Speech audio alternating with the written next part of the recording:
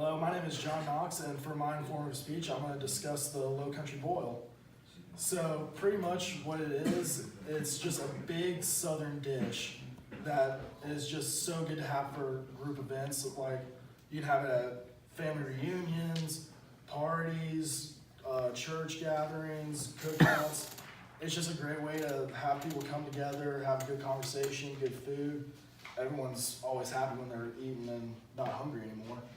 So, I've always grown up around food. Like, that's just been like the lifeline of my family. Like, if we don't have food, we are not happy. So this dish, like I said, I've grown up around it. Like, my family makes it. Everyone in my family does it a different way too. Like, there's not a specific proper way to make this dish. So what I'm going to discuss today is the history of the Low Country Boil, how it started, where it came from, and I'm also going to discuss the ingredients you're going to need to make this dish, at least the way I make it, and I'm going to tell you how to prepare it. So to begin, let's discuss the history of the Low Country Boil.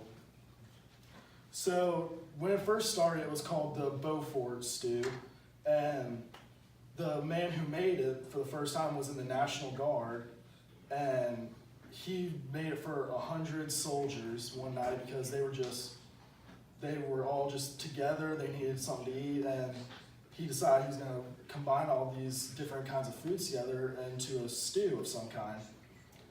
And after that happened, it just became like a very well-known dish. They later renamed it the Frogmore dish because that's where the soldier who made it, that was his hometown, was Frogmore.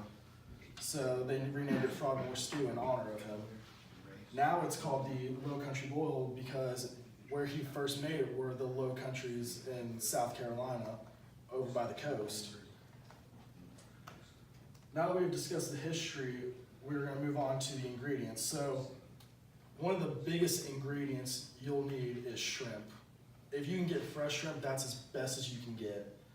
Fresh shrimp is just, it's healthy. If you don't have it tampered with, if you haven't done anything to it, it's 0 carbs, it's very healthy. It's full of vitamins, nutrition. It's just, fresh shrimp is just, there's no way to beat that. Other than that, you're gonna need red potatoes. Red potatoes are probably one of my favorite parts of this dish. They're just, after you put it in there, when it soaks up all that seasoning, it's delicious. You're gonna need corn on the cob, and you're gonna need sausage for the key ingredients of it.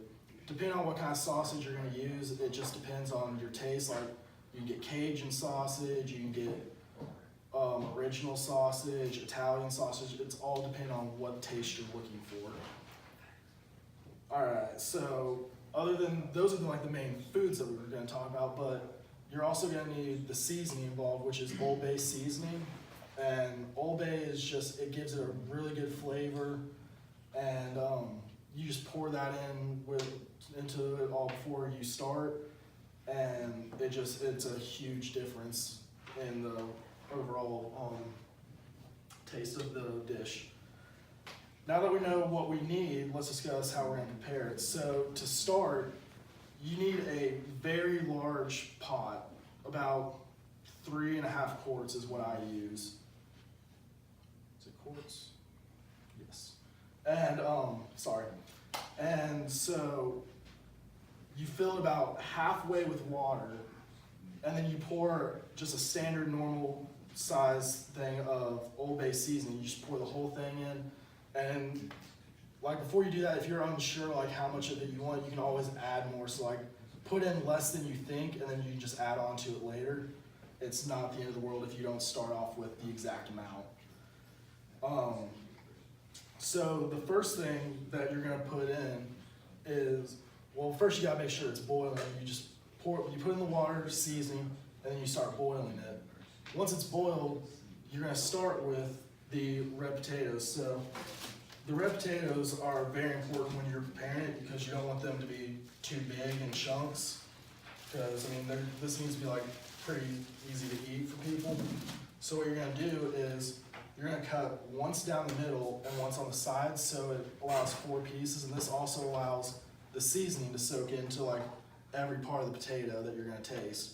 Not just like if you cut it in half, it's just gonna be like pretty much on that top is gonna be where you're gonna get the most out of it. But so after you cut up the red potatoes and put them in, you're gonna let them sit for roughly 15 to 20 minutes. I usually just go somewhere in the middle for 18 is about where I sit and have them sit in for. And after that, you move on to the corn. When you got the corn on the cob, what you're gonna do is you just literally snap it in half. Once it's snapped in half, you just make sure like it's all clean, wash it off a little bit, make sure all the stuff is off of it from shucking it. And so after that, you put in the corn, and that sits in there for roughly 10 minutes. Like, you just gotta keep an eye on it. It all just depends on how hot the stove is or whatever you're cooking it on. And so once you have the corn in, you place the sausage and you cut it up into about the size of your thumb, just like normal bite-sized pieces. Nothing fancy, just cut it how you feel. And you just dump that in for about 7 seconds. But the way I do it is, my friend actually showed me, you can mix it up in Cajun seasoning, depending on the sausage you have. Just mix it up in Cajun seasoning before you put it in, give it a little extra spice. And then you just let that sit in there for about 7 minutes. Now, once you've done all this, and all the sausage is set in there, you turn off the stove or whatever you're cooking it on, and then you add the shrimp and just let it sit there. You don't put the shrimp in boiling water because it's just gonna overcook. Because shrimp is very delicate when you're boiling it. Like, you can make that either really good or really bad. There's hardly ever in-betweens. So that's honestly how you prepare it, and now we'll just have a little recap of what we've discussed. So again, like, this is just a very like traditional dish. Like, it's been used a lot in the South for sure. It's just very good it's easy to make, and you don't really have to like know how to do it. The first time I ever made it, I made it by myself. Didn't know really what I was doing. I just kind of just looked online, made sure like I had the right ingredients, gave it rough estimates, and just kind of just did what I had to do. Like, whatever tasted good to me, I just kind of remembered that, moved on. Because this dish is literally like, it's a personal decision, like anything else you eat. Like, you have a taste that you like, you just go from there, learn, and just keep adding on to it, keep it the same, however you want it prepared. And then what you need, like, honestly, the most expensive thing you will buy is the shrimp, because it's hard to find fresh shrimp. When you do, it's kind of expensive. 4 pounds of shrimp is what I use when I'm making for about 8 people, and that costs about $35 roughly. But after that, with all the other ingredients, however many ears of corn you have, however much sausage, however, like, just a sack of potatoes, all that will cost only about $16. It won't cost more than $20 usually, unless you're buying for a very large group of people. And then preparing it, like I said, it's honestly just how you like feel on it. Excuse me. It's just like, it's very like, you have to know you don't have to know what you're doing. You just keep like testing it. You keep like adding, taking stuff away for the next time. And it's very easy to prepare. It's not difficult. Anyone can do it. And thank you for listening. If y'all have any questions. All right, thank you.